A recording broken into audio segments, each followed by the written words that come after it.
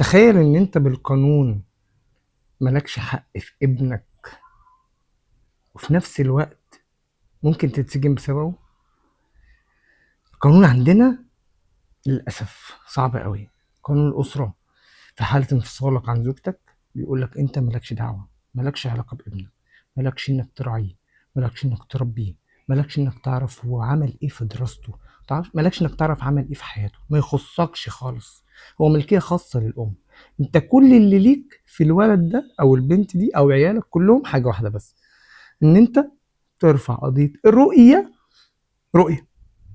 وتشوفهم ساعتين ثلاثة كل اسبوع، تشوفهم ساعتين ثلاثة كل اسبوع. وطبعا مش هنتكلم عن ما هذه الرؤية، واصلا عن الرفض للحاجة المهينة اللي اسمها رؤية اصلا. بس انت ليك انك تشوفهم كل اسبوع ساعتين ثلاثة.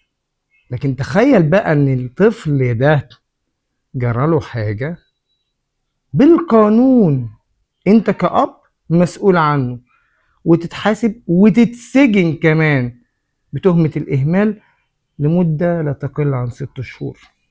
تحكم عليك ب6 شهور بتهمة الإهمال لو الطفل ده جراله حاجة. يا جماعة أنا ما بشوفش الطفل، ما أعرفش حاجة عن الطفل ده، لا مالناش دعوة، أنت أبوه.